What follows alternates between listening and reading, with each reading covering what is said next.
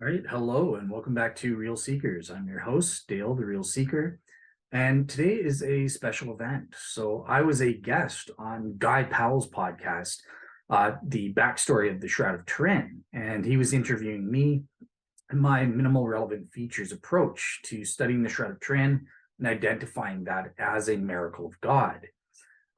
So that was a great show. I'm going to have that follow this quick little introduction, but I wanted to do this little introduction for a couple of reasons. So, number one, to make some announcements for RSM. So next week on Saturday, October 22nd, Dr. Joseph Bergeron is going to be on the show discussing his medical expertise, the evidence pertaining to Jesus' resurrection, evaluating things like how did Jesus die on the cross, the hallucination hypothesis, the swoon theory, how is that ridiculous or not? Hint, yes it is, from a strictly naturalistic medical perspective, as well as his take on the Shroud of Turin, again from a forensic or medical expertise, including he's going to be responding to one of my other guests, Arif Khan, who believed in a swoon theory and that the shroud suggested that Jesus in the shroud was actually alive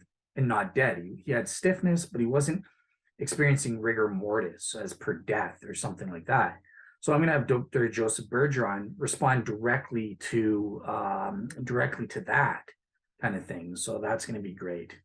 After that, hopefully on the 29th, we'll have Barry Schwartz is back, part two, giving his master's presentation on the image forming mechanisms and why all the ordinary naturalistic mechanisms complete horse trash. They don't work, or at the very least, all of the ordinary artistic naturalistic mechanisms. We'll see what Barry has in store. He's currently just working on popularizing it because it's too scholarly, the grad master's level course that he teaches. Okay, so yeah, and then November 3rd, we're going to be having John Loken, a non-religious agnostic who's pro-shroud and says that thing's authentic. You cannot deny the evidence. Also, something that I haven't announced yet is on October 27th, I'll be recording a Shroud Wars show, but this is going to be different. It's a new series that I'm engaging in, and I'm kind of starting it ahead of what I wanted to do. I wanted to finish my Shroud solo series first, the lectures, and then do these. But it'll, due to circumstances, I'm kind of starting it up a little bit now.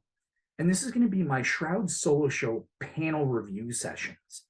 So the great news is on October 27, I got myself, not only as a moderator, but also participating, Bob Rucker and Hugh Ferry coming together as a panel to discuss my Shroud solo shows, starting specifically with solo shows part 1 and 2. So we're starting with the historical provenance of the Shroud of Turin, and parts 1 and 2, at the very least, up until we start talking about the Sudarium. Then we'll save that for, I want this to be an ongoing series, and, maybe I can get different people to come in. Joe Marino will be involved sometimes. He was busy this time, or others, and kind of evaluate my Shroud solo shows. How did I do reviewing my lectures? Have a Shroud skeptic and pro-Shroud experts along with me kind of discuss and what are some of the updates. Obviously, for some of those shows, especially parts 1 and 2, I recorded those back in 2018 when I was on SNS. There are some updates, and I'd like to hear from the experts. What do you agree with, disagree with? What did I get wrong? What did I get right? What didn't I go far enough with? Stuff like that. And even me give you kind of an update. There are some things that I think I should have made a stronger case for example. There are some things that I got wrong back then. So that's what the Shroud Show panel review session series is going to be about. And again, I wanted to wait and finish until after I was done my Shroud solo show lectures proper. Circumstances didn't allow for that. So I'm going to go ahead and start with some of them now, starting on October 27th. So look forward to that. Okay. Okay, so and the other reason I want to record is so I've had complaints from listeners when I'm doing these Shroud solo shows, or sometimes video solo shows and stuff like that, that you're having audio issues in terms of the stereo versus mono. So when I'm recording in Zoom, I have no idea if it's mono, if there's a way to switch that to stereo. If you know, let me know in the comments and stuff like that. But I want to kind of test something. So I'm recording in Audacity. Let me see if I can mix and match the video to the Audacity recordings, and at least that way it'll be in stereo. So that's the other thing. I'm kind of testing out my IT skills. So please let me know in the comments if you're listening to this. Is it any better? Is it the same problem? If it's the same, if you have suggestions on what I could do to fix that using Zoom or something like that, because otherwise I just don't know what to do, kind of thing, right? So yeah, other than that, so I think that covers it in terms of guest announcements as well as this intro. So yeah, enjoy the show. It was a great show with Guy Powell on the Shroud of Turin. He was kind of probing me. He does a great job as an interviewer. He does his research. One thing I'll say that I wish it was better, kind of thing, is he kind of asked out of order. So he asked me about my minimal relevant features approach to the Shroud of Turin first, and then about intelligent design and how I identify miracles. If it were a perfect world, I would have reversed that, because that kind of the intelligent design specified complexity approach to identifying miracles kind of provides the foundation in general, and that leads into, okay, well, studying the Shroud in particular, my minimal relevant features is founded upon that. So I would just switch that, but nonetheless, he didn't know that, and nonetheless, we still got the great information out there, and he did a great job. So just be aware that it's a little out of order. Secondly, a thing that he did really great that I really liked and wasn't prepared for, he went beyond. I thought, so, as you guys know, as listeners, I have an 11 premise. I need to modify that. It's just a really rough sketch version, gives you the elements, but I'm going to fix that up eventually into a valid, logical, deductive argument form. And it'll be less premises. I don't need 11, it'll be 10 or less or something like that. Point is, I was just prepared to discuss premise 8 and kind of leave it at that, because I think on a popular level that, how does intelligent design applied to the study of the Shroud of Turin work? But he went beyond that. He kind of noticed, well, look, in these criteria, there is an element of relativity, and, how do you identify your criteria for identifying a miracle includes some relativity, right? So something might be extraordinary to medieval man, but then later on it's not extraordinary. Something might be extraordinary to us given our current well-established or understood laws of nature and natural mechanisms.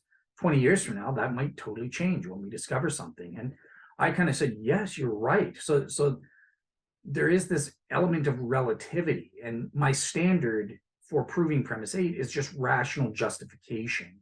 As you guys know, I don't believe that amounts to knowledge. I don't believe knowledge is a justified true belief. In epistemology, I take a different position, and I think it's a warranted true belief. So how do I convert mere justification into warrant? And that's where I got into, I think, premise 10. I talk about God wouldn't allow undue confusion and that sort of thing. And it also kind of touches a little bit upon premise 2 or 3, I think it is, in my argument, whereby, well, look, right now, I'm just responsible for what I need to know right now, and God won't let me be unduly confused. So if the evidence suggests that the Shroud of Turin's image formation is extraordinary today, to me, given our currently well understood scientific laws and understanding of ordinary naturalistic mechanisms, that might change.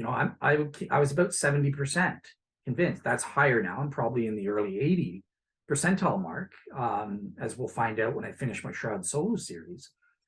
So the evidence for the Shroud has increased my degree of warrant, but it's still possible I'm wrong. There's a 20% probability I messed up, and I might learn that 10 years from now, and then I'll change my mind accordingly. I always follow the evidence, right? Of course, I might not.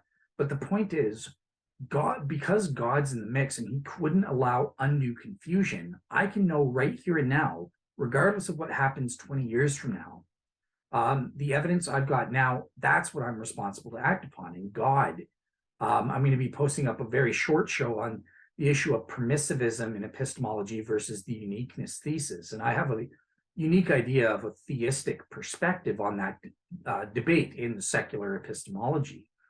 So God constrains us to be within this reasonableness range. Within that, you're permitted to have different views and stuff like different levels of credence or, probability, subjective probability values, so to speak.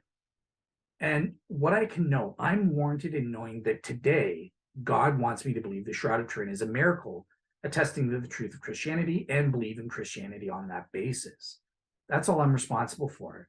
If 20 years from now, God forbid, I do discover something and that totally changes my mind and say, no, the Shroud's a failure, I'm not going to go, oh, no, well, I screwed up. No, God wanted me to be a Christian for that 20 years. And then he revealed before the point of no return, because he can't allow undue confusion, which is any sort of confusion that would unjustifiably hinder a reasonable person who serving as a real seeker from achieving their ultimate purpose in creation. So because of that, people like my friend, like Barry Schwartz, for example, he's very hesitant to commit to believing in a miracle or Christianity and that sort of thing. And he's like, well, only until we have a STURP 2, I'm going to wait, because there's always this possibility that the evidence now is insufficient and we might learn something in the future.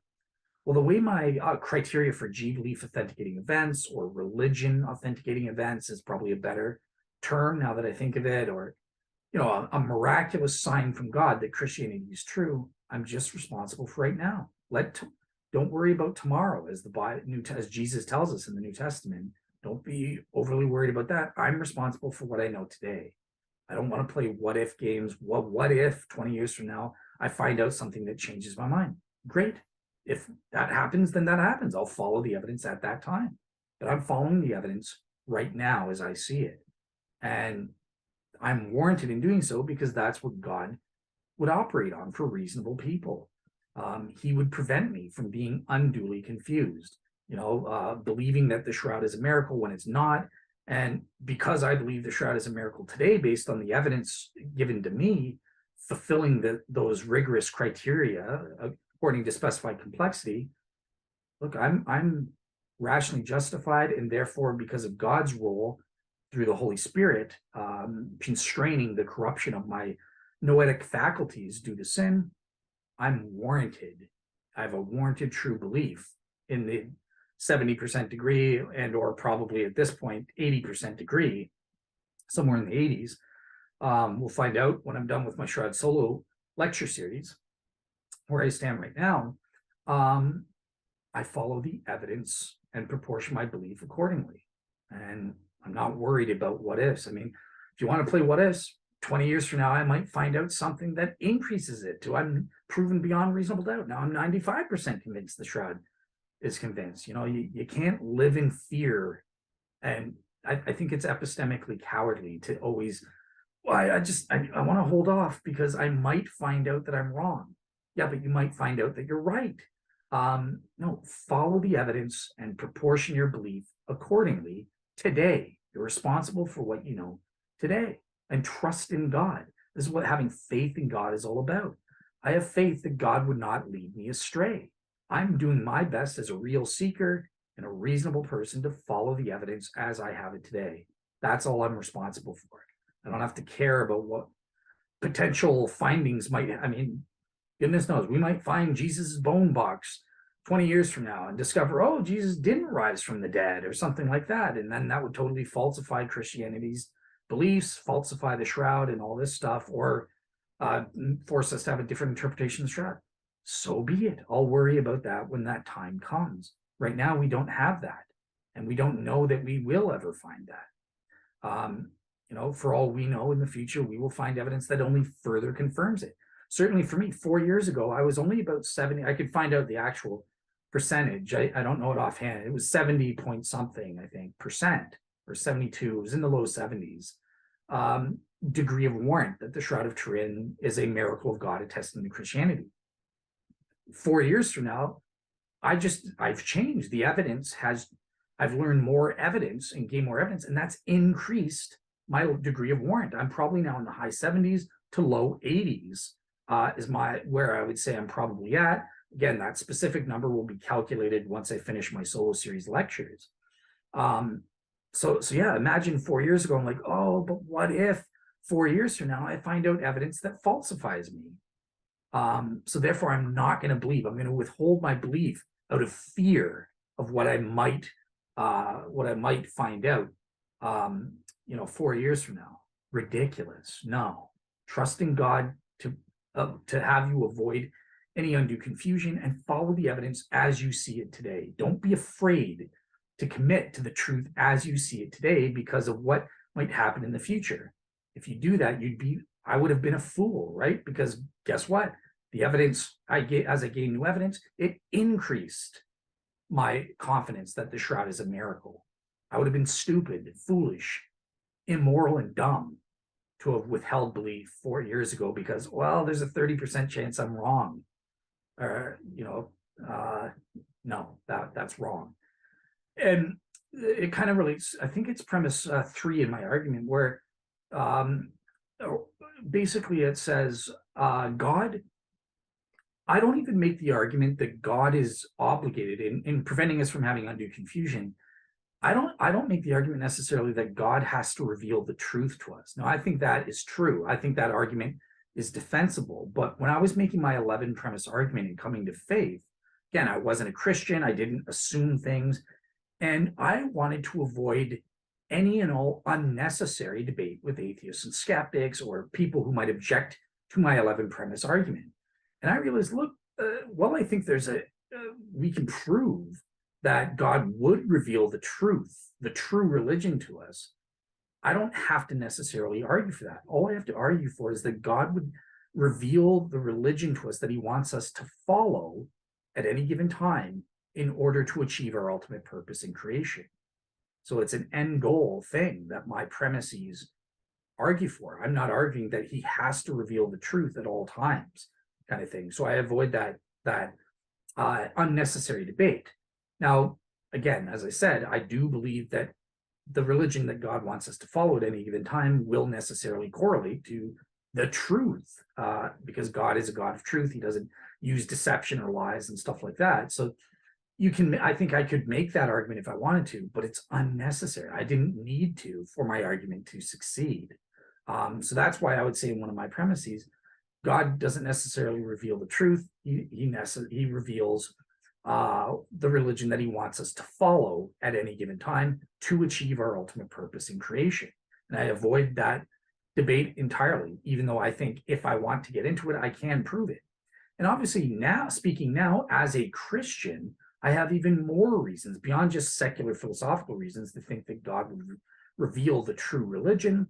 I have biblical based and divine revelation that I can use, and the witness of the Holy Spirit that attests to, if God gives you evidence that the shroud is warranted, that's not just the religion he wants you to follow, but it's also he wants you to follow it because it's truth.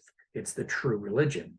So again, I can make that argument, but again, before I became a Christian, I was looking at it as widely and trying to be as uncontroversial as possible. And I said, well, look, some people, I don't want to beg the question and stuff like that. So why assume that God would have to reveal the truth? Maybe God exists and he can use false religions to get people and just reveal them through miracles or whatever that he wants them to follow the religion, because that's a stepping stone or on the path for them achieving their ultimate purpose in creation, even though what he's giving a miracle attesting to is false, or it's not a true religion, it's not the truth type deal.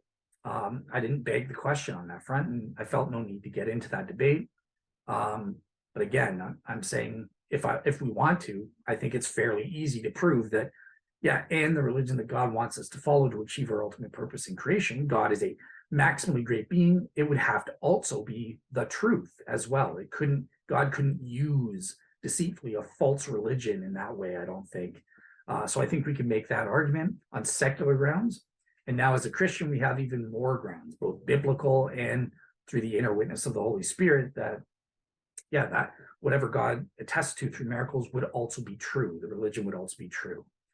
So that's it that I wanted to say. Other than that, I'll shut up. And enjoy the show with Guy Powell. He did a great job interviewing me. I feel bad for him having to put up with me as a guest. You should have heard him afterwards saying like, "Oh, you're the worst. I don't want you on the show again." Just joking. No, he's a good guy. I'm hoping to have him on my show at some point, either to do an interview or a debate or a discussion show. But yeah, he's a great guy. So enjoy the show and take care. Oh, and just a couple quick clarifications before I get into the interview with Guy there. So all of my sources are going to be on my blog. So if you want to see my skeleton rough version of my 11 premise argument, I'll put that on my blog at realseekerministries.wordpress.com, or look on your YouTube video description for the specific link to this blog where I'll include that. It's also one of the tabs at the top of my blog, my 11 premise argument. You'll see premise 3 is where I talk about God would reveal the religion he wants us to follow versus necessarily saying that he would reveal the truth. And then I think premise 10 is where he's talking about the undue confusion part.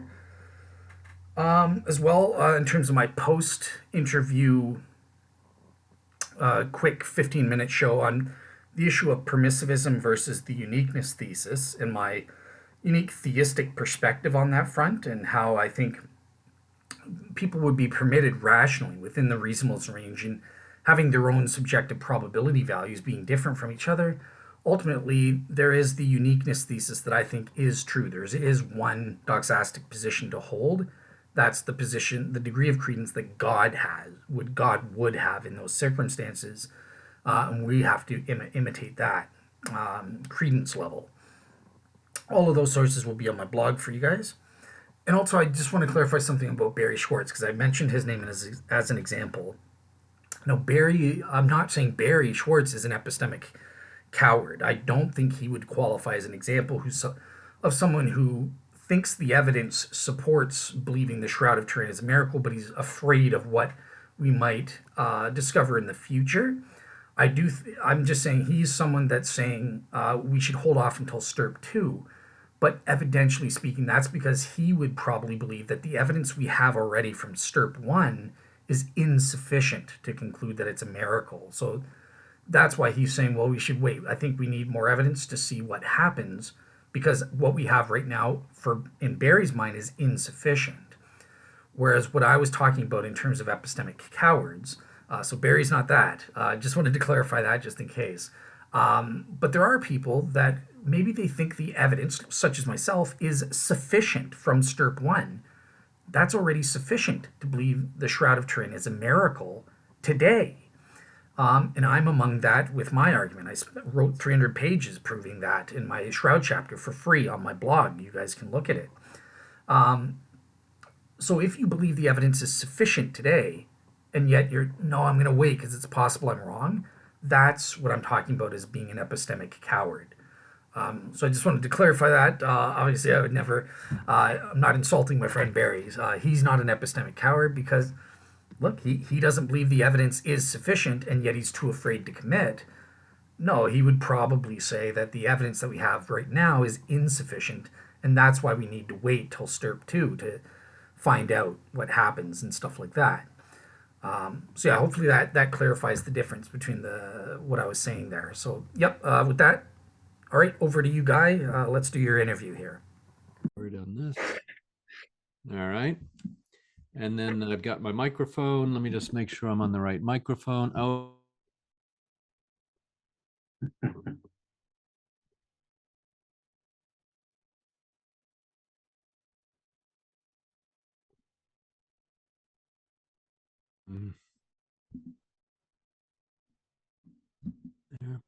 There.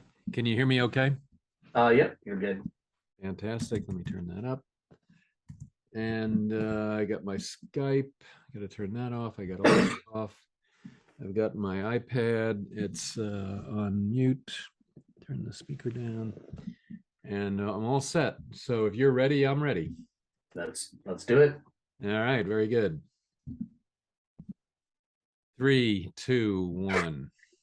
Hi, I'm Guy Powell, and welcome to the next episode of the Backstory on the Shroud of Turin. If you haven't already done so, please visit guypowell.com and sign up for more episodes. I am the author of the upcoming book, The Only Witness, A History of the Shroud of Turin, which is a historical fiction tracing a possible history of the Shroud over the last 2 millennia. Today, we're speaking with Dale Glover. He is a Shroud expert and a Christian apologist, and he is the founder and creator of the Real Seekers Ministry. With that, let me introduce Dale. So he is a real seeker, someone who sincerely wants to know the truth about what our ultimate purpose is in creation.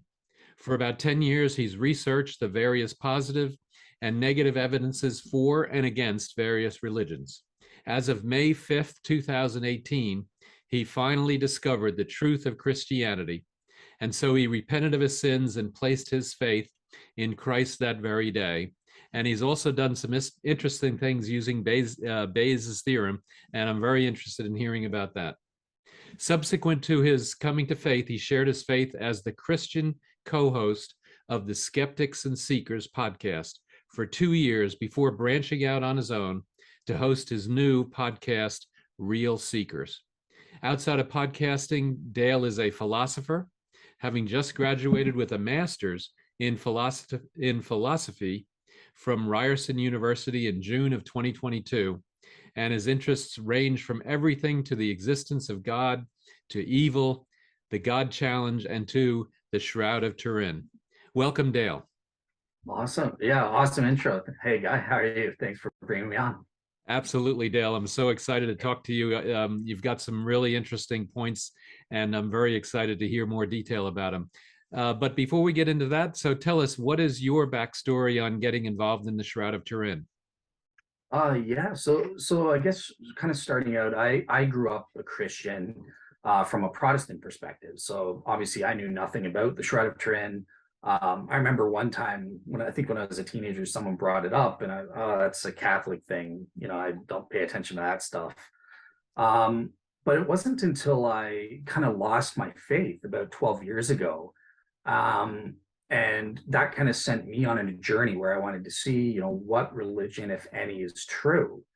So I spent about a decade kind of researching the various religions, as you said in the intro, looking at the various positive and negative evidences for and against the various religions there. And in terms of Christianity, there are about 4 positive evidences that led me to come to faith. So the first was the inner witness of the Holy Spirit. So this is a subjective thing, but it produced what philosophers call a properly basic belief. The second was the historical evidence for the resurrection. So people like Gary Habermas or Michael Licona, that kind of argument. The third was what I call the vindication prediction argument. So that one's a little bit of an interesting one.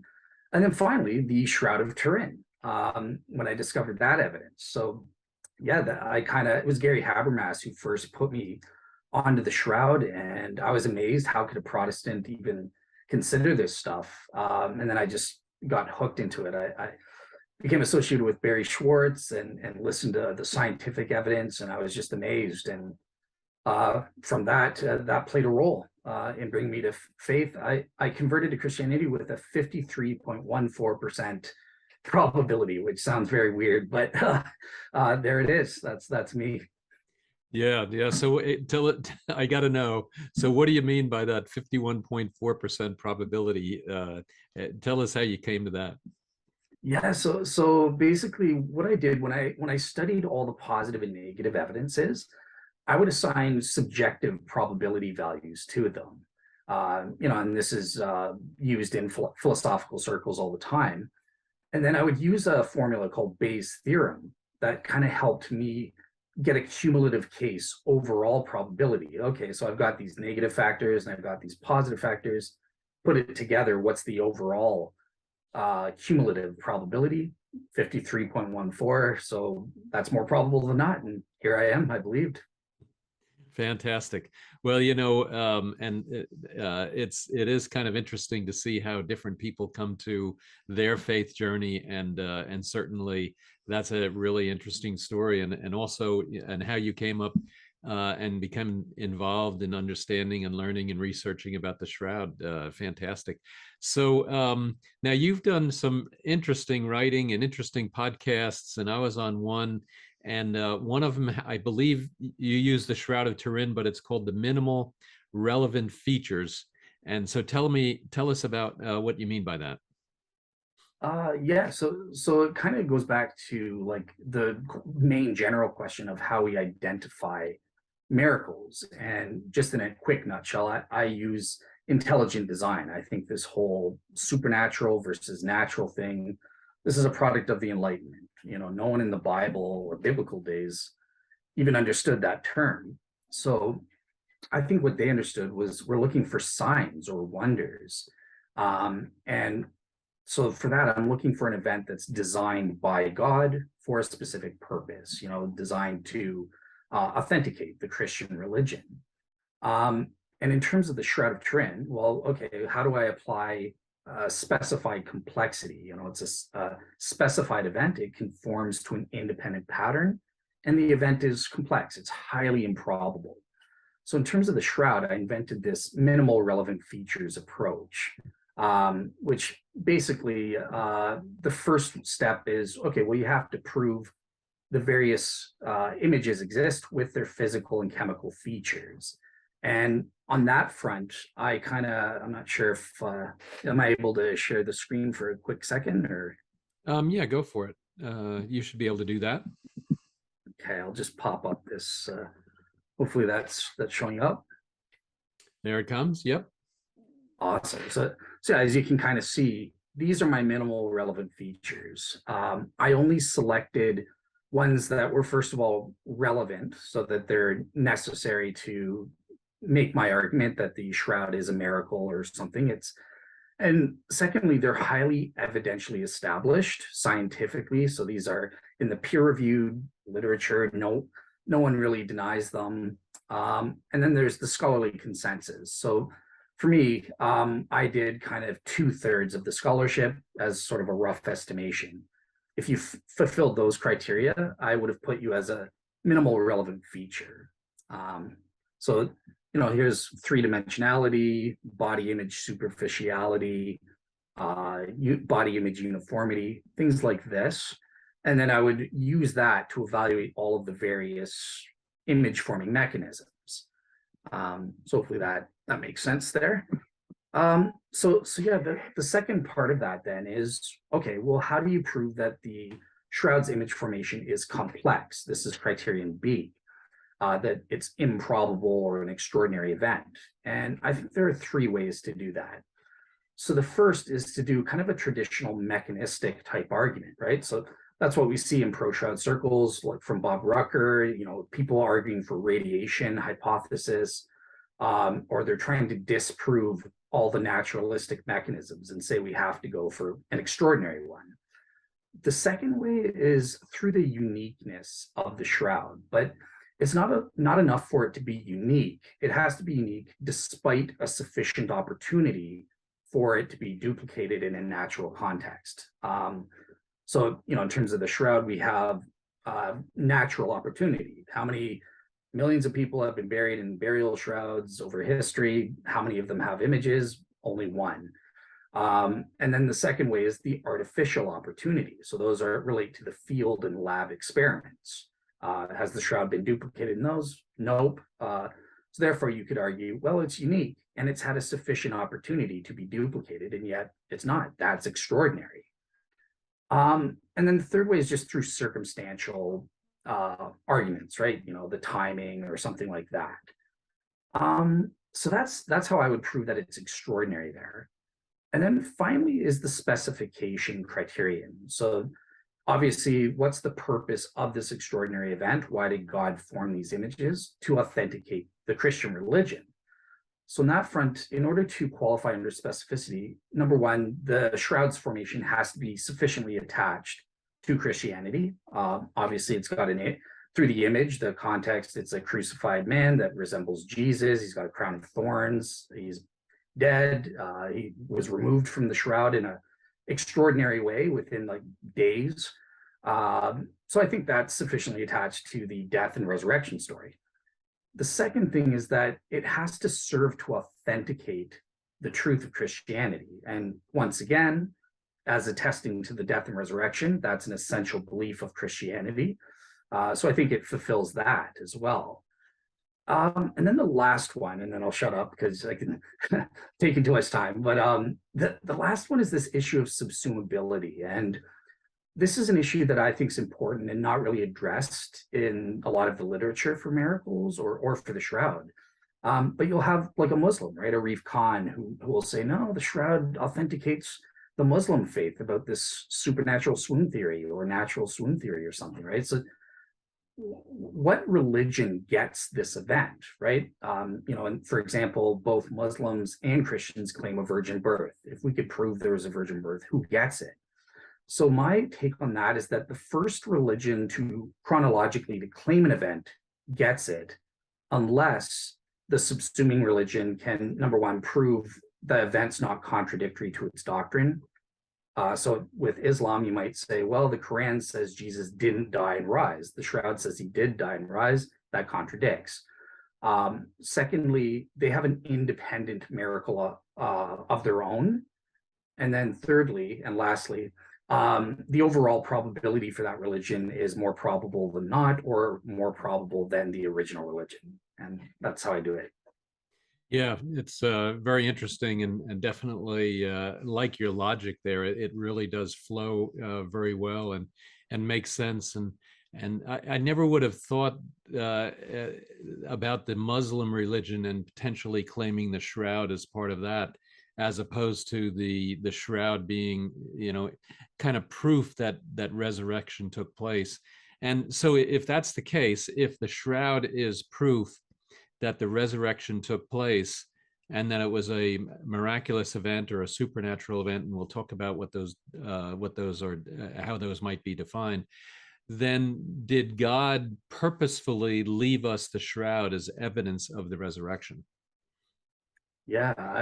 So yeah, that would be all about the specification criterion, right? And I think the answer is obviously yes. But it could require some work. So I mentioned I had Arif Khan on my show, who's a personal friend of Barry. He's a great guy, and he interprets the shroud. No, that's evidence that authenticates my religion. So that's where you would have to get into certain details of the forensics and stuff like that. And well, does this actually prove that the guy in the shroud was dead, or can it prove that he was alive, or something like that? I think would be able to allow us to adjudicate between those. Yeah, does that make sense? Or Yeah, no, absolutely. And I think because I kind of see the argument that if God is omnipotent, then he could have, Jesus could have been resurrected and disappeared, or however you consider what that event is, and he would have been gone. And then there would not have been any proof for it. Not that we necessarily would have needed proof, but then why, if that shroud is miraculously made and not by the hand of man but by the hand of God, then if he could have caused the resurrection without the shroud because he is omnipotent, then why would he have caused the resurrection with the proof, with the shroud? And so then I think therefore there's kind of like a logical end that comes out of that said God put that here for proof for those people that are like, Thomas, doubting Thomas, that said, no, I want to put my fingers into your wounds and I want to really see and believe. And so there's I think that's kind of where that ends up going. yeah, exactly. No, I 100% agree. Right. I mean, think about it too. Like the Christians obviously came to believe in Jesus' death and resurrection. They were the first chronologically to claim potentially the shroud evidence thing, or at least the death and resurrection, right? So if this miraculous shroud image is attached to that event, then obviously that confirms the earliest gospels as opposed to a later Islamic belief or something like that. Mm. Yeah, and I like your point too about the which one claims it first. That makes a lot of sense. So let's change direction here just a tad. So how do you define a miracle? What is an event that you could say is miraculous? Yeah, so I would say that a miracle is an event caused by God, either directly or indirectly, and that is detectably intelligently designed for a specified purpose. So that's where we're kind of getting back into that intelligent design and specified complexity. I really like Bill Dembski's specified complexity. So I'm not sure how much detail you want me to get into, but like specification is, go ahead. No, go ahead. You're perfect. Okay, so starting with specification, right? The main thing with this is that it's an independent pattern. That's what's really important. You can have fabrications, a pattern that's not detached from the event itself, right? So an example of that, you fire an arrow into a tree, and then you paint a target around it. The target would be the specification, but obviously that's a fabrication. It's not detached from where you shot the arrow. A real specification is you have your target, you have your bullseye, you paint that first, and then you shoot the arrow, and it tells you how good are you or not. So that's the key there in a nutshell. With complexity, so I guess the thing, not to go into too much detail, but like there's a calculation that you have to do. And the main thing is you're looking at it, look, there are highly probable events. These we attribute to natural laws or regularities. Then there are intermediate probabilities. So these things can happen through chance and natural law working together. And then you have what are called events that are small probabilities. So these are hypothetically complex, right? But again, in order that alone, highly improbable events happen all the time, as you'll hear from atheists and skeptics and stuff. So that's why you need the specification as well. But in order to understand, okay, is a probability small enough? The thing that you have to do is, okay, you calculate the probability of that event's occurrence, and you compare it to what's called a probability bound for that event, right? So if it's smaller than that probability bound, then you can say it's designed. If it's above that, you would say, well, it's a small probability, but maybe it happened by chance. Mm. Well, one thing too, though, that I was wondering as you were talking is, let's say that, I don't know, 1,000 years ago, something would have fit your criteria based on the scientific knowledge at the time. And then now you progress 1,000 years later, and now you can say, well, that was thought of as a miracle, but based on our current science and understanding, we kind of don't believe it's a miracle for these reasons. How does that fit into your definitions? So that is an amazingly great question, actually. You're good as an interviewer. So yeah, there is an element of relativity to what I call the G belief authenticating events, or these religion authenticating events, right? So I only say, look, God operates to the reasonable person. So that's the legal definition, an average person, and you don't have to be a genius to recognize these things, right?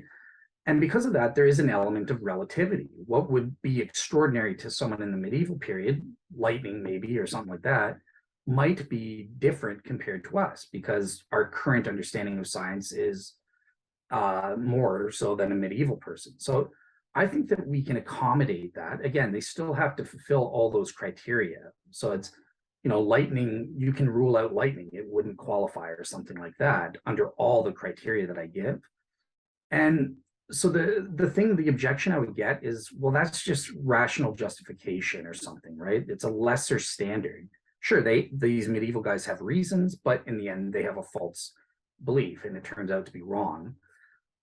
So I think that God deals with people where they're at, and it's God that allows us to convert that justification to warrant in that moment. And we follow the evidence as we have it here today. God expects us to operate on that basis, not to be saying what if and wondering about the future. And the reason I do that is I say God would not allow what's called undue confusion. So this is kind of me co-opting, and let me know, is this making sense, or am I talking gibberish? Or No, it's making sense. Absolutely.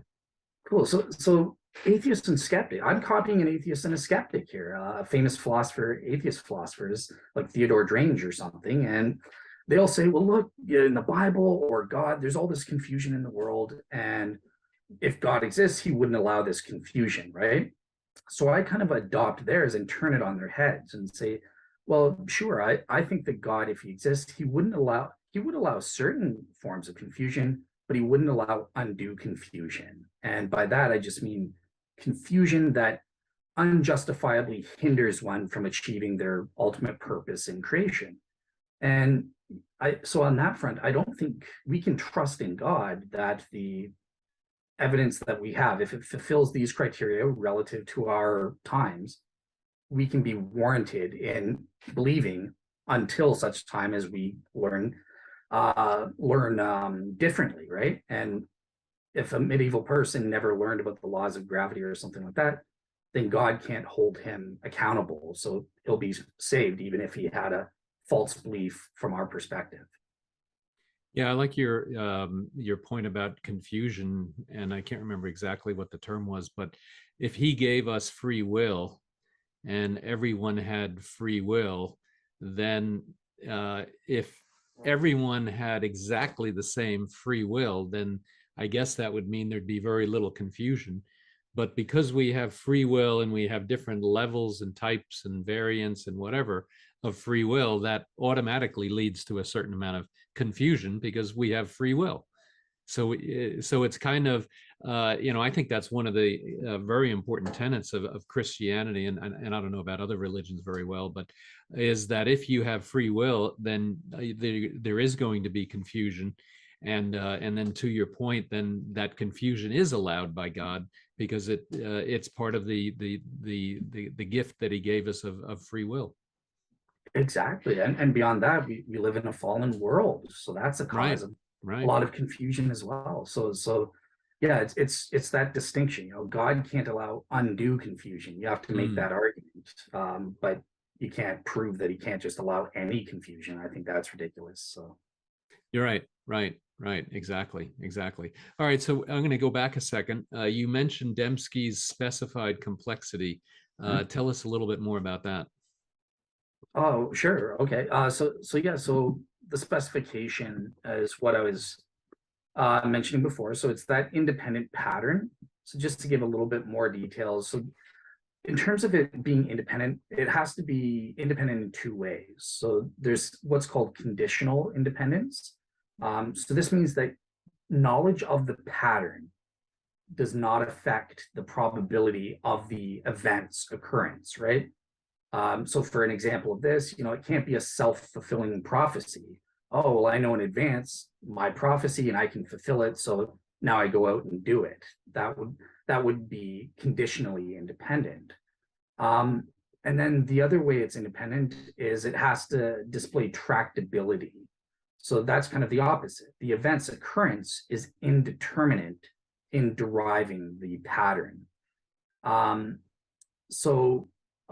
me give an example. Here's a good analogy that might help. So let's pretend we have a license plate. We have this guy named Bob, and it's his birthday.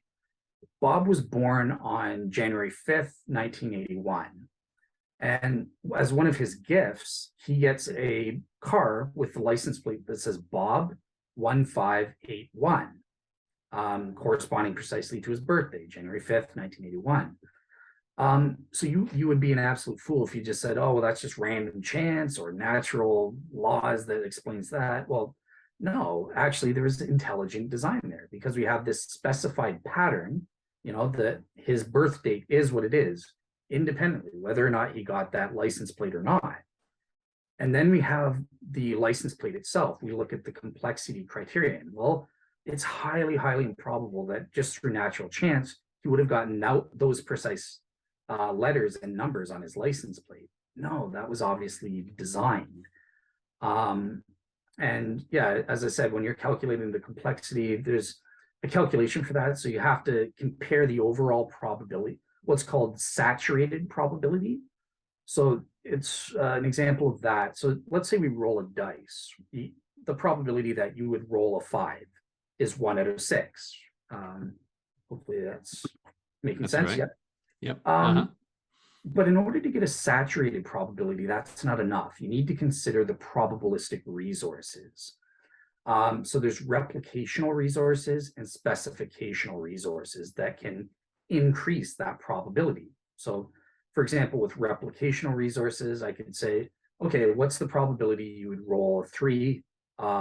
Okay, 1 out of 6, but you get to roll the dice 3 times. Okay, well, that's increasing the likelihood that you'll get that result.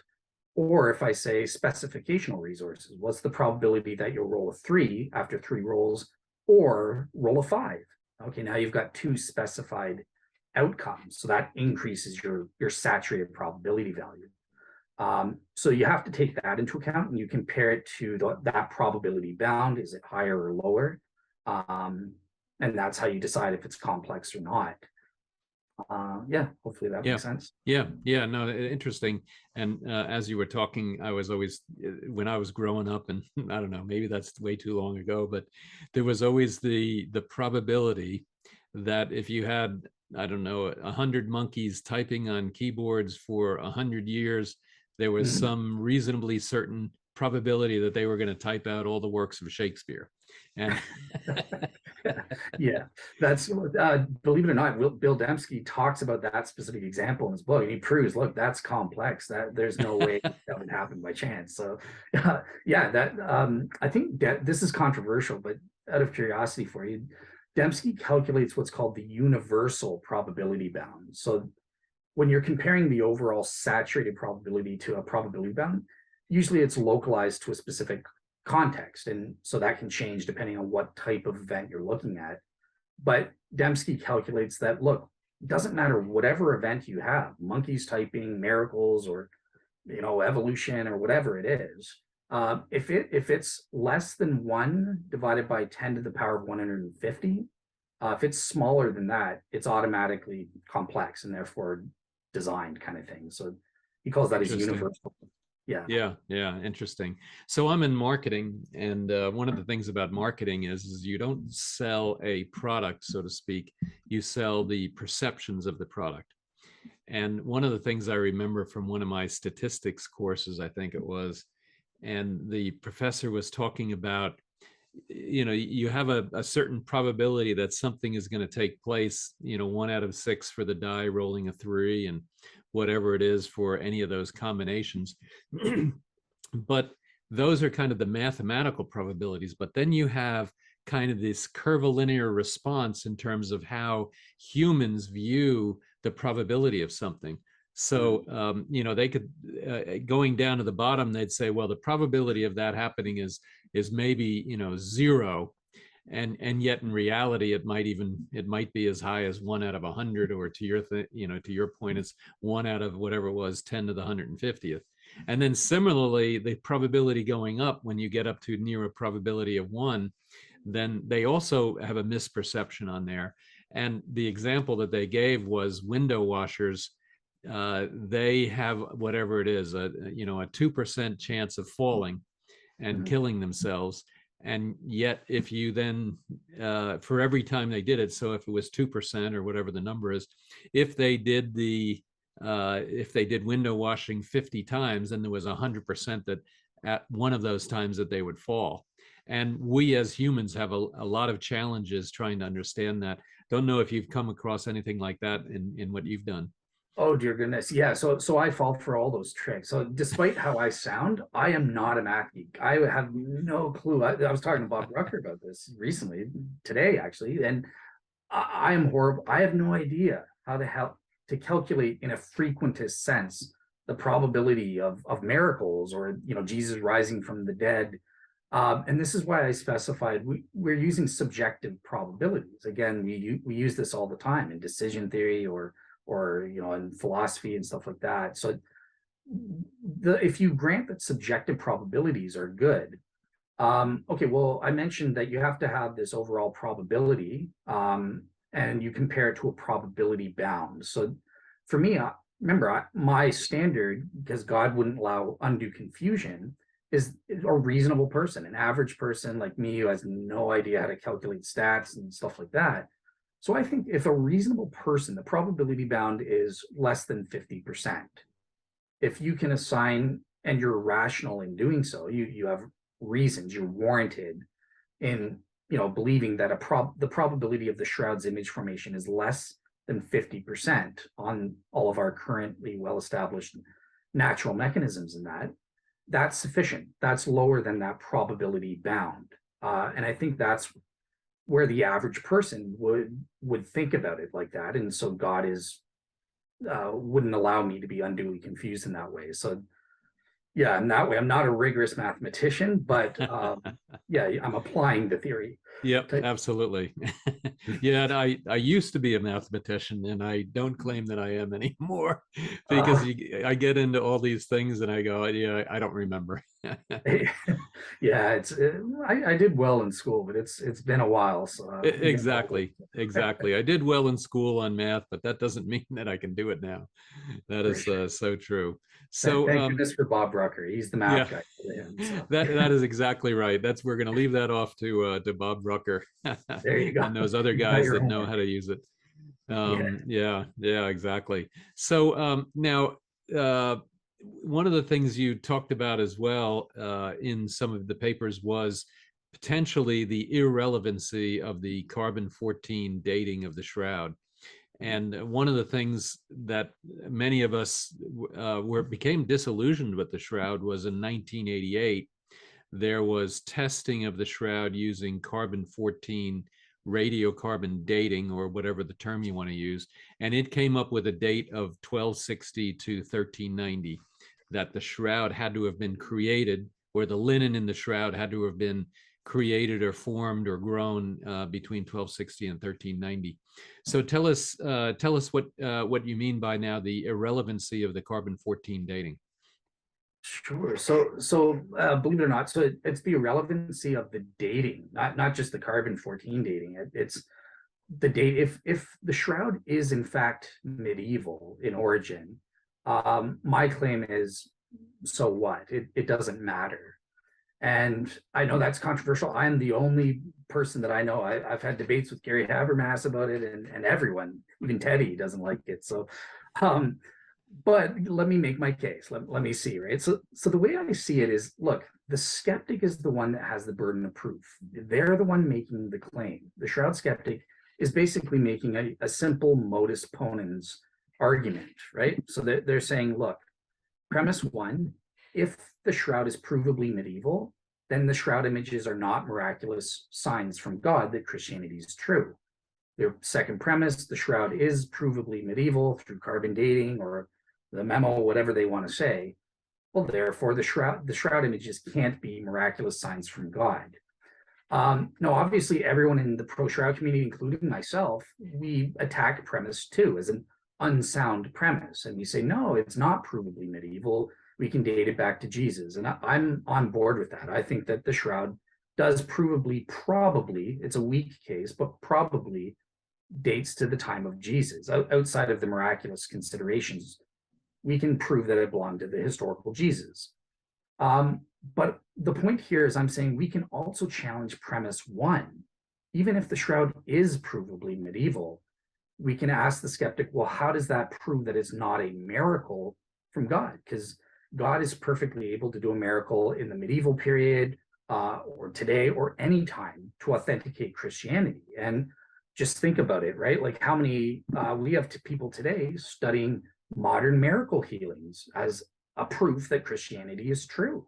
My friend Caleb Jackson is writing a great book on that, and Craig Keener, he's written a 2-volume book on that as well. So we recognize that it's not implausible that God can do a miraculous event at any time in history to authenticate the truth of the Christian religion.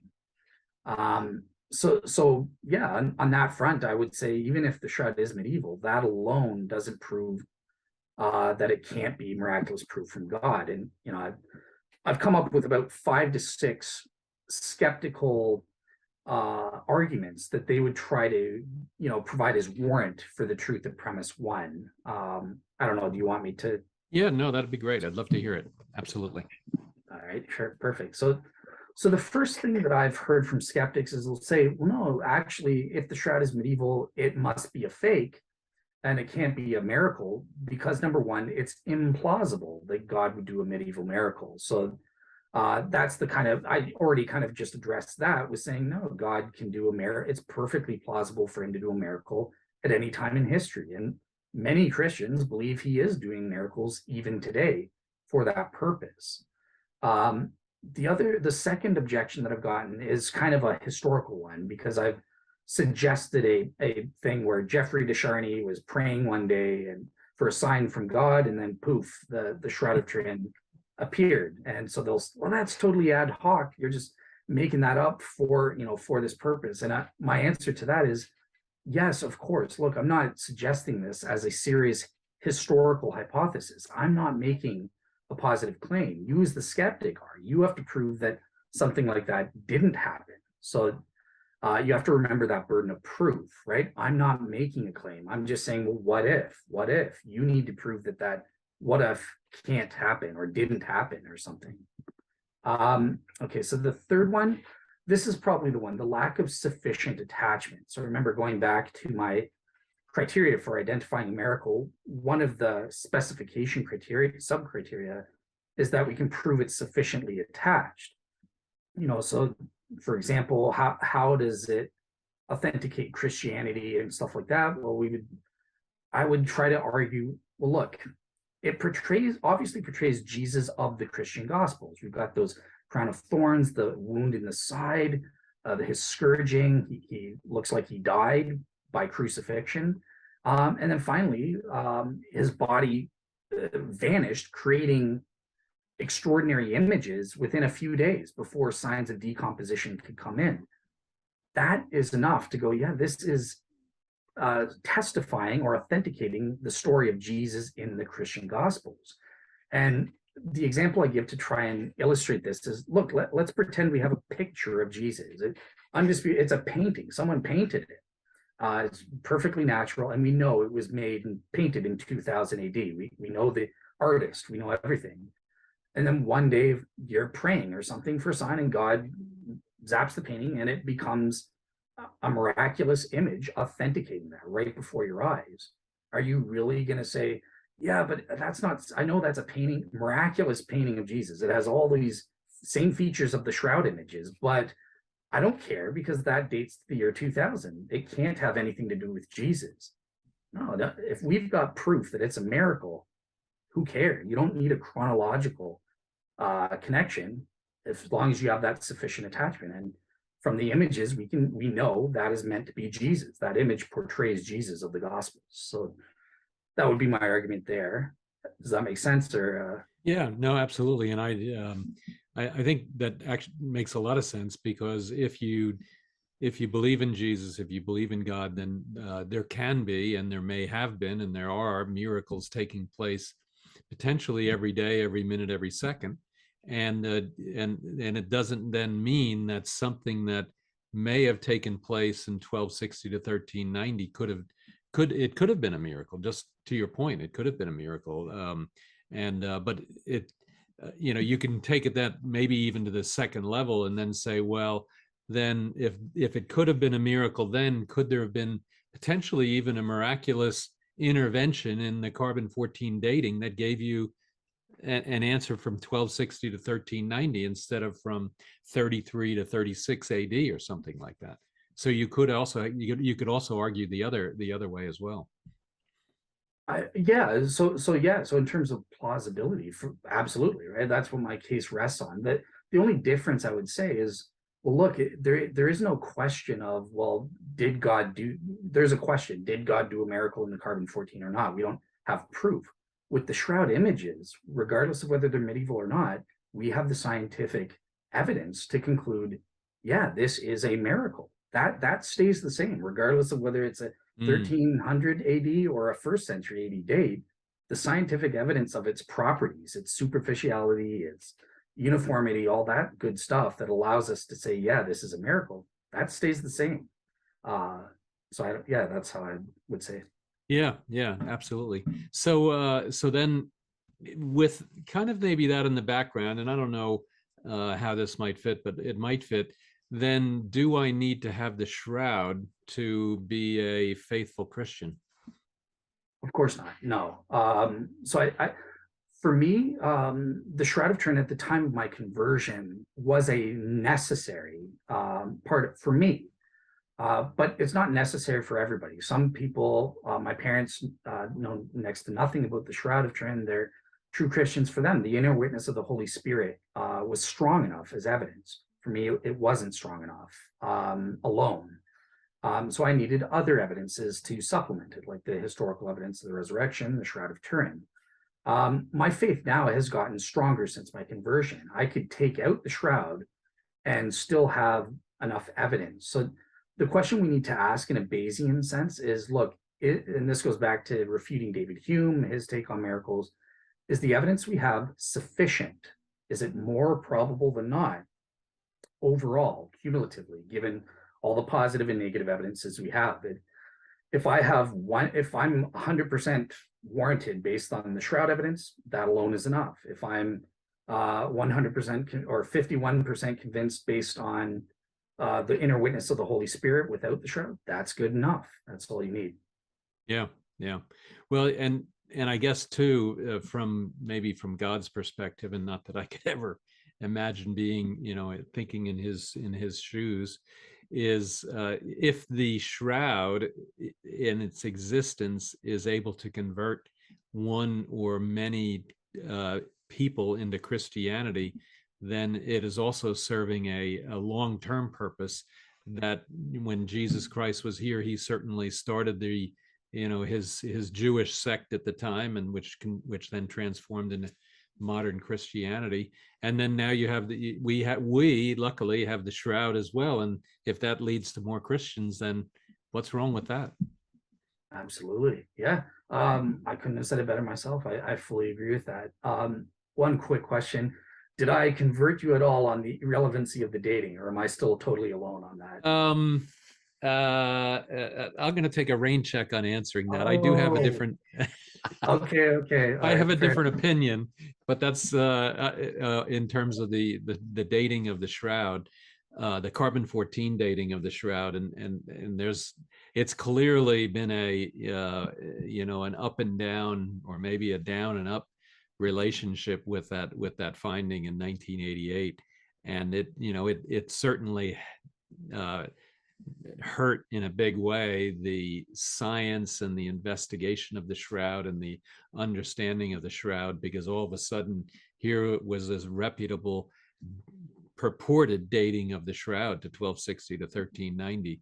And my opinion is that the carbon-14 measurement, so there's the measurement and then there's the translation of the measurement into a date, is that the measurement of the ratio of carbon-14 to carbon-12 was done correctly. You had 3 independent labs. Not everybody is going to be in cahoots. They're not all, coming up with some different answer or some pre-planned answer. They came up with independent answers that all, were relatively the same. And then you have people like Bob Rucker, who you've mentioned a couple times. And then he said, well, yeah, that actually fits in with another theory. And I don't want to go into that, but there's another theory that makes that right. And my point is that when you take his theory and or any other theory around that, is that it's not the measurement of the carbon-14, it's the transformation, the mathematical transformation of that ratio of carbon-14 to carbon-12 that says 1260 to 1390. And that's where they flogged it, to use their terms. Yeah, so, and I'll just clarify, if you don't mind. I'll just clarify no, absolutely, for the audience, because I don't want there to be any confusion in terms of my position and of the irrelevancy of the dating. That is not me saying, oh, I think it is medieval. No, I think the evidence disproves that. And the carbon-14 is garbage evidence. I give 3 reasons. Number 1, they only dated 1 sample, and I have quotes from Harry Gov himself, the guy who invented the AMS carbon-14 dating method. He himself said a single sample will be strictly questioned. It's totally unjustified from a scientific perspective. The second is we do have evidence that the sample location is non-representative. Now, I don't go for the invisible reweave hypothesis, but from a strict justification standpoint, I think that we do have this evidence. It's published in peer-reviewed journals. It should lower, at the very least, to some degree, or justification and confidence in the carbon-14 dating. And finally, we have Bob Rucker's, which just destroys everything, right? With that chi-square test, they do not have 95% degree of confidence. There's what is it, 98.6%? probability that some kind of systematic bias was Mhm. at place. What the heck was that? You can't escape that, skeptics. You've got to answer. What is that bias? We as pro shroud guys, we have an answer for that. So Right. Well, and that right there, I find fascinating. And I was just on another call this morning, and we were talking about exactly that. Is that there's three dimensions to any number that you get. There's the measured number that you measure, and whatever that is, you measure it. And in 99.9999% of the cases, it does not equal the actual number of what it truly is. It's yeah, kind of like and then there's also kind of like an estimated number based on and in my case it was based on a model, and those three numbers will never ever be the same. It's kind of like a clock. A clock is only right, twice a day, or a watch is only right twice a day. The rest of the time it's wrong. And so in a similar way, when you come up with a measurement and to try and say that that's the real actual date, there can be a lot of discrepancy in there. And unfortunately, the carbon-14 dating is one out of, I don't know, maybe 50 different measurements for the shroud, for the age of the shroud. And 49 of those measurements say that it's pretty close to being at the the beginning of the two millenniums ago in the time of Christ, and then you have this one that's really just kind of out in left field. And so and what that means though is that someone, whether it's the people that did the carbon-14 dating, they have to tell us why and how that might not be. They have to figure out that systematic error that you were talking about. They have to tell us what's wrong. And they basically, based on all the counts that I've read, they shuffled it, swept it under the rug and tried to hide it. And it was only 15 or 20 years later that it was determined that they actually did sweep it under the rug. And so now that whole testing and a whole dating has been basically thrown out the window. Unfortunately, as you know, when the headlines hit that the carbon, that the shroud is dated to 1260 to 1390, and when it's determined, a handful of years or days or months or decades later that was incorrect, the news of the correction never gets the same splash as the news of the first answer. yeah, that honestly, I'm just sick of that the bias in the media. Yeah, I'm Yep. not a fan of the mainstream media at all. So yeah, Yeah. yeah, Yep, yep. Well, and it is the world we live in. So unfortunately, we've got to kind of live with that. So we are about out of time. But is there any one thing or anything else that you'd like to get across that we haven't been able to talk about? well, I think so. I think I covered pretty much. Hopefully not too horribly, but I covered the main points that I think are a unique perspective. Whether you agree or disagree with me, that's fine. But like, hopefully, it's something to think about. Don't just grant to the skeptic certain assumptions, right? Question that and stuff. Other than that, I guess for your audience that doesn't know me, kind of thing. So I'm at realseekerministries.wordpress.com, or on YouTube, just search Real Seekers. And I have what are called the Shroud Wars series.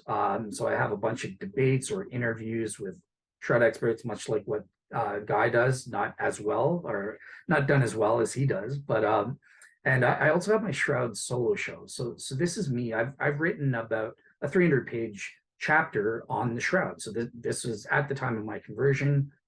Here's how I came to faith through the Shroud evidence type thing, and that's freely available. And I'm doing Shroud solo shows on that where I present the evidence in lecture type series. So yeah. Yeah, fantastic. Well, I thank you for that, and thank you to the audience. Really appreciate it. It's great to have Dale on. He brings a very interesting perspective and I love the logic that he's thought through how you get from from one point to the other, and how you can do that in a very structured way so that you can really get to a correct conclusion as opposed to just jumping to a conclusion. And I really appreciate that. And so Dale, thank you so much. and you certainly helped me on some of my argumentation as I was prepping for this. I really did learn quite a bit, and thank you for helping to clarify it today. So please visit. Dale mentioned it. It was realseekersministries.wordpress.com. Yeah. realseekersministries.wordpress.com. And I Oh, think you said you're singular, just Real like Seeker. Okay, thank you for that. realseekerministries.com, realseekerministry.wordpress.com. We'll get it right. And no then problem. Otherwise, though, in your podcast is Real Seekers. Yeah. And then It's so stupid. It's mixed up, but yeah, sorry about that. That's all right. And then you also, I've listened to a handful of your Shroud solo podcasts, as well as your Shroud Wars, and they are very interesting. And I definitely recommend find him on on your podcast series or on realseekerministries.wordpress.com, and hopefully you'll get the chance to really understand more about the topic. Otherwise, please stay tuned for many other videos in this series of the backstory on the Shroud of Turin. Please visit guypowell.com and sign up for more episodes. And if you like this episode, please rate it with 5 stars. Thank you, Dale. Thank you so much. No problem. Thanks for having me. It was a great talk. Thank you.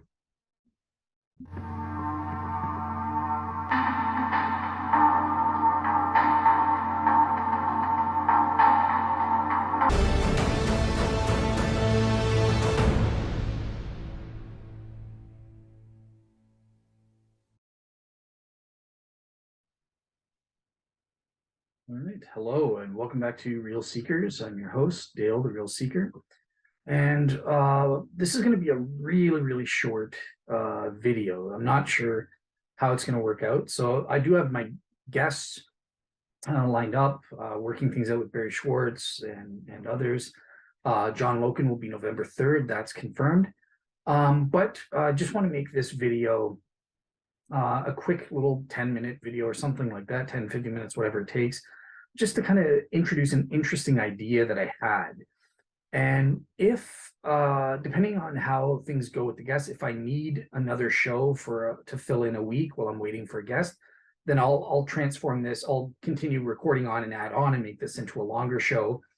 Otherwise, I'll just add this on to the show, to one of the shows that I do as a bonus or something at the end, and then save the more detailed analysis for another day. But anyways, what is this unique little quick video for now that I want to do?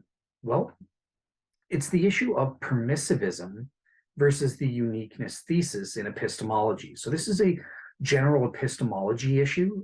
My former professor, Dr. Liz Jackson, is a world's expert in this issue. She takes a permissivist stance for her Pascal's wager and everything.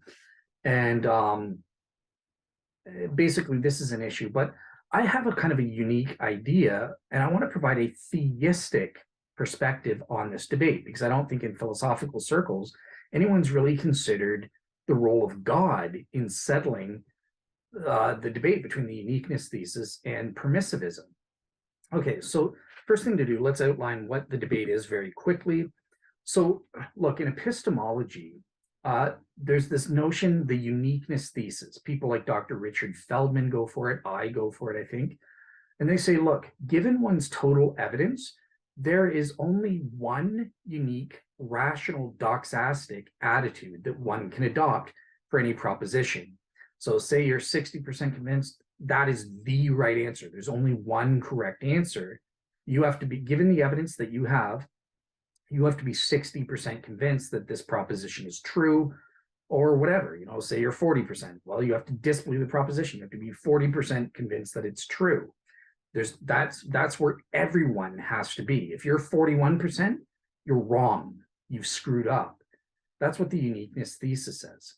Permissivism lives up to its name, right? It permits people to have different, given one's total evidence. Sometimes there can be multiple rational doxastic attitudes that one can take towards a proposition. So maybe I'm 60% convinced, maybe you're 62% convinced or something like that. Both can be rational. You don't have to be at one exact value given the evidence. There's a range, perhaps. Remember, I kind of called it the rational range or the reasonableness range when I was doing my own probabilities. And it's important to note with permissivism, there's two positions, right? There's interpermissivism. There's various positions, and I'm going to provide sources on my blog, realseekerministries.wordpress.com, so you can read the scholarly papers in a lot more detail on all the various positions. Obviously, that's what I'll be using if I go into further detail. There's also this debate within religious disagreement and the pure disagreement, the steadfastness versus conciliationism. Typically, permissivists go for steadfastness. You stand your guns. I'm 61%. I don't care if you disagree. I'm staying at 61%. Why? Because there's multiple things. I'm rational at 61. You're rational at 62. I don't have to conciliate you or compromise and say, fine, 61.5. Conciliationism, on the other hand, says, no, if your epistemic peer disagrees with you, then you've got to compromise. He's 70, you're 50, you meet in the middle. You should both be 60%, something like that. Or you should at very least change your mind in terms of your belief level or your level of credence. Okay, so getting back to permissivism, so there's interpermissivism, right? So I'm 61%, you're 62%.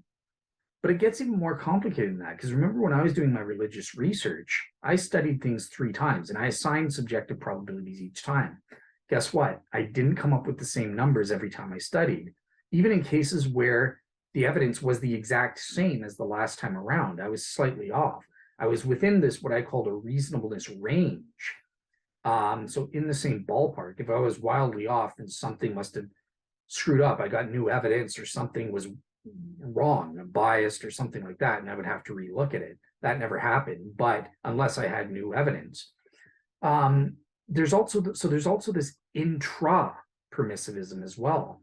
So you are permitting yourself to have multiple rational or reasonable percentages and degrees of credence. You permit yourself to do that.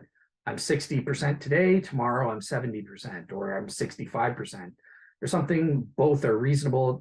It doesn't matter. I don't need to be 60% and stay the same. No, I can come to different reasonable levels of credence every time when I'm studying the evidence or something like that, so long as I'm reasonable or rational or warranted or justified, whatever you want to say.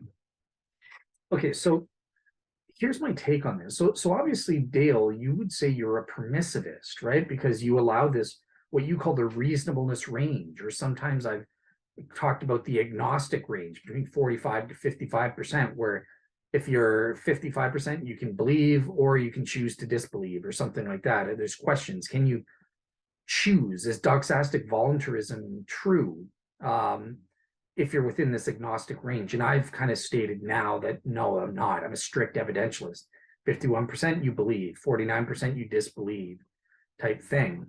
So I don't allow, although you can allow for that based on your ignorance or insufficiency of evidence. Okay, I'm getting off track. So the point is, Dale, I do allow in this fallen world, I allow for a reasonableness range. But I am a hardcore proponent of the uniqueness thesis. Am I contradicting myself? No. So here's my unique take that I want to explore in a future show, or if this is it, I'll just tack it onto another show and just give you this little 10-minute teaser or something. Here's my solution. The uniqueness thesis is ultimately correct, right? Under theism, God has given the evidence, pretend God has the same evidence as us. There is one doxastic attitude or level of credence that is rational or reasonable, the one that God has, the level of credence that God gets. If he's 60% given the evidence, that's what we should be. And again, even though God's omniscient, he can still say the hypothetical or counterfactual, well, if I wasn't omniscient and if I just had the same evidence that Dale has for this given case, I would be 70% convinced that this proposition is true. So yeah, 70% would be the unique and only rational value. Everyone has, if you're not 70%, if you're 71%, or you're irrational, you're outside of that range. I would believe that. So I believe in the uniqueness thesis, that is the value. That's the true level of credence that everyone should be.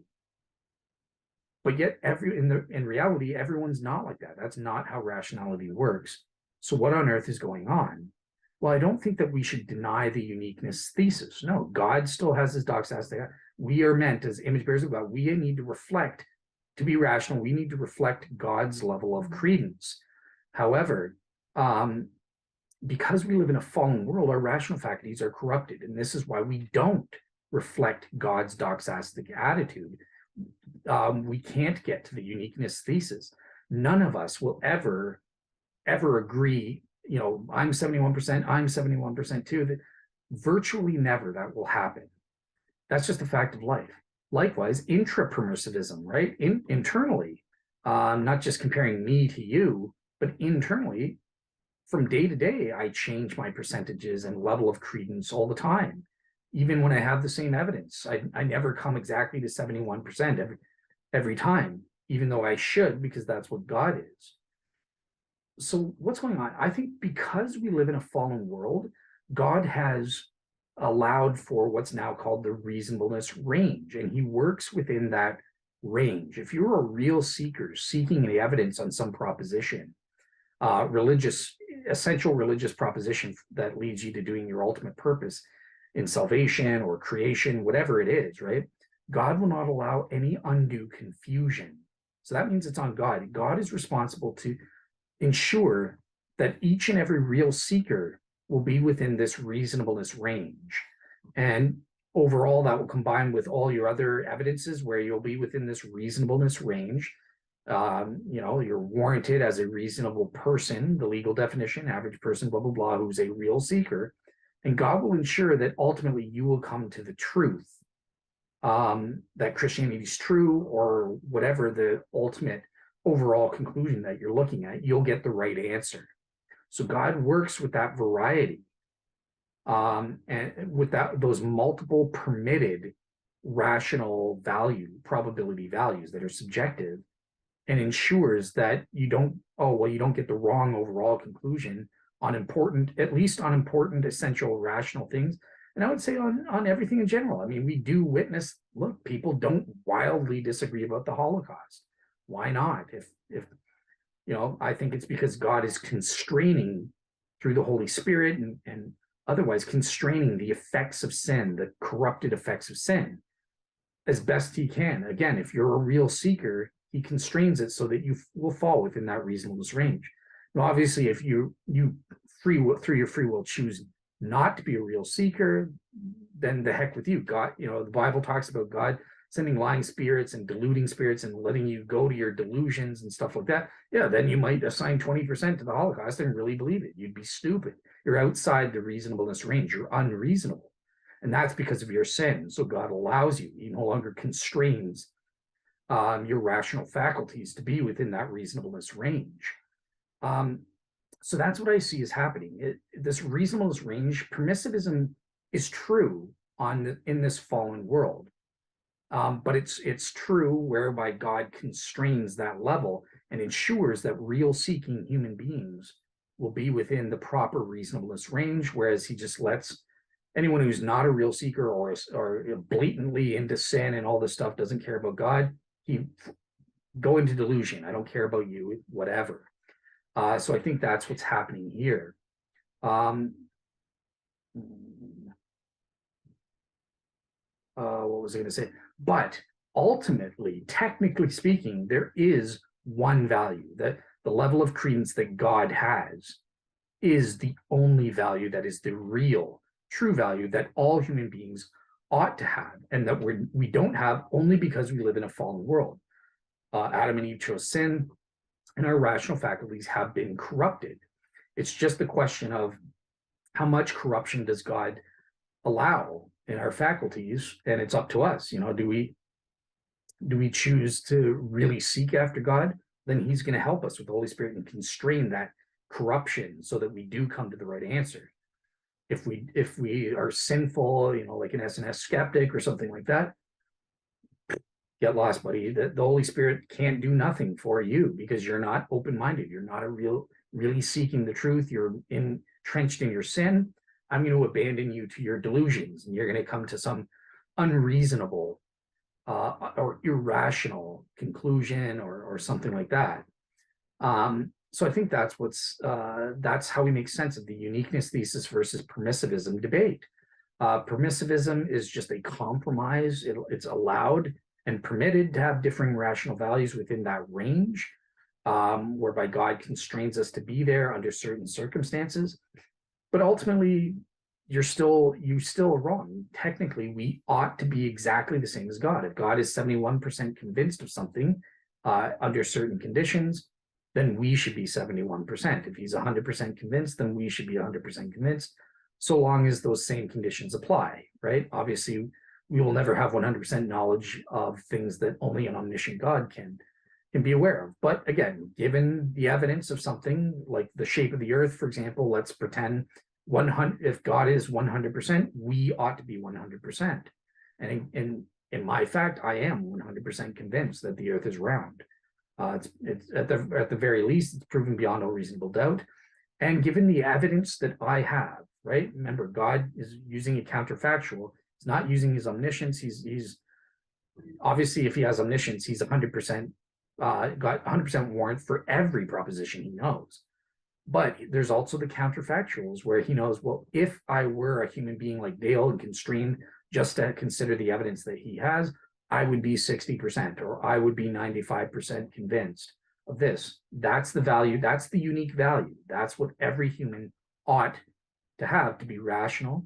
But because of sin, we can't do that. So again, we operate within these ranges. God compromises and tries to bring us to overall truth, rational truth and rationality within these ranges, by constraining the corruption of sin and its effects on our noetic faculties and stuff like that.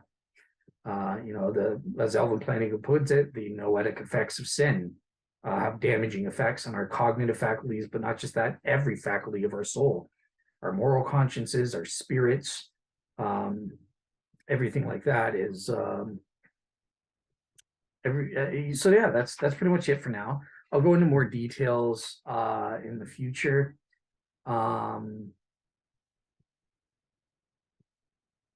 Yeah, I'll go into more details either as part of this show. I'll add it on as like an independent show.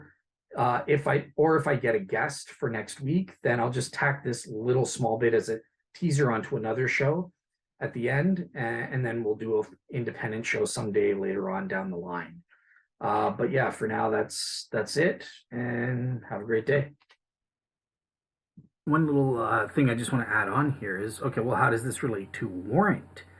Knowledge, right? Knowledge as a warranted true belief. And warrant is defined by Dr. Alvin Plantinga as, remember, look, it's a belief that is formed or produced by a set of cognitive or otherwise faculties and or other faculties that are functioning properly within a suitable cognitive environment, and are designed in a loose sense to produce true beliefs, something along those lines.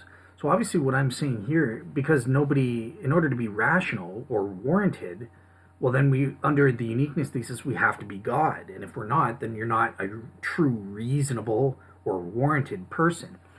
Well, perhaps we can modify Alvin Plantinga's definition, where, like, by warrant we mean sufficient belief produced by a set of faculties, cognitive and or other faculties, that are sufficiently functioning properly, right? Because God constrains them so that they function good enough to ensure that the beliefs they produce are true on that, to whatever degree, type deal. And yeah, in terms of the full-on definition of warrant, check out my previous shows on epistemology where I define that fully. I don't remember the exact definition and all the factors or aspects to it offhand, but yeah, like I said, in a suitable environment, right? So even the fallen world, with God constraining our faculties to be sufficiently good enough, they can respond even to a fallen world, which is a suitable enough environment. So yeah, we can make those qualifications, because obviously we're not functioning in a perfect world. If we had the ideal definition of warrant, faculties not functioning or malfunctioning at all, then the uniqueness thesis would be true. God would be 70%, we are 70%. Everyone is 71% or 70%. No one would be 69 or 71 or 78 or something like that. But obviously, that's not the real world. We live in that fallen world. So I think the definition of warrant can be modified to include a permissivist account whereby our faculties are functioning sufficiently properly and stuff like that. Again, constrained by God and the Holy Spirit in terms of the corruption of our faculties, blah, blah, blah. And a suitable environment, sufficiently suitable environment, right? The fallen world isn't perfect. It isn't the suitable design planned environment, but it's suitable enough.